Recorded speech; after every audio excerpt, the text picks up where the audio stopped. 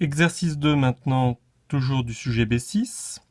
Alors, c'est un QCM. Dans le QCM, soit la réponse doit être justifiée, c'est le cas des questions 2.1 et 2.3, soit on ne demande pas de justification.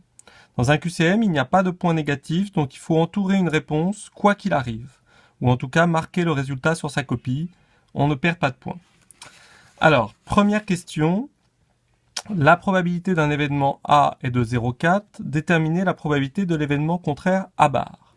Bon, ça, même si vous ne connaissez pas la réponse, vous allez chercher dans le QCM. Pas dans le QCM, dans le formulaire. Dans le formulaire, il y a évidemment des choses qui se rapportent aux probabilités. Et là, c'est P de A plus P de A bar est égal à 1. Donc, on sait que P de A plus P de A bar, ça vaut 1. Donc ça, en remplaçant P de A bar, P de A plutôt par 0,4, ça va nous permettre de trouver P de A. 0,4 plus combien est égal à 1. Bon, bah, il suffit de faire le complément. P de A bar est égal à 1 moins 0,4, c'est-à-dire à 0,6. C'était donc la réponse C. Donc, exploitation directe du formulaire de la relation P de A plus P de A bar égale 1.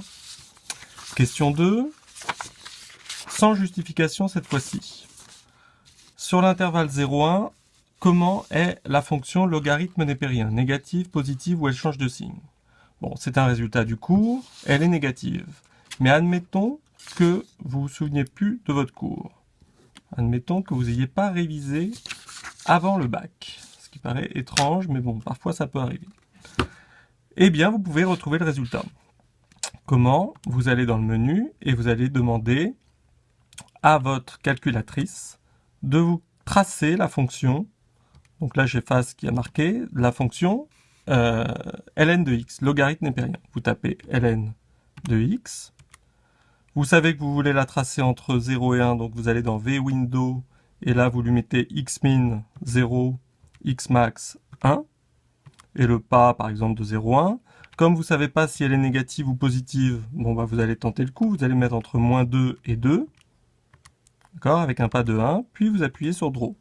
Là, il trace la courbe entre 0 et 1, vous voyez qu'elle est tout le temps sous l'axe des abscisses, hein, donc elle est négative. Donc c'était réponse A. Question 3, alors qui est vraiment de la logique. On tire au hasard un jeton dans un jeu contenant 15 jetons numérotés de 1 à 15.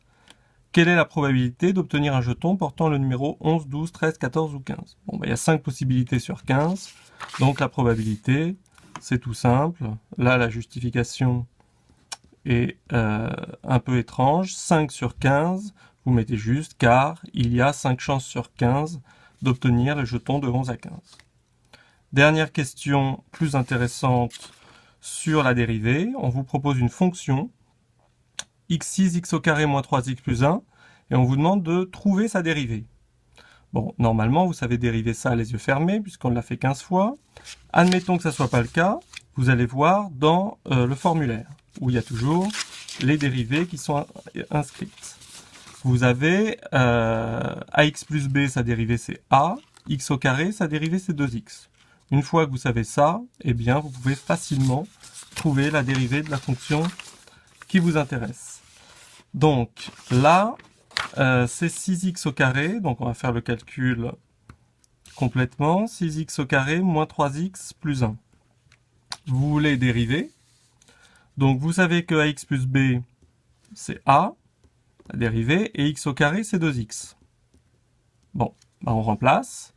Si f de x est égal à ça, sa dérivée f' de x, 6, vous laissez 6, x au carré, vous remplacez par sa dérivée 2x, donc ça fait 6 fois 2x, et 3x plus 1, il faut remarquer que c'est de la forme ax plus b, 3x plus 1, la dérivée c'est a, là le a, c'est le nombre devant x, il vaut 3, donc ça fait juste moins 3.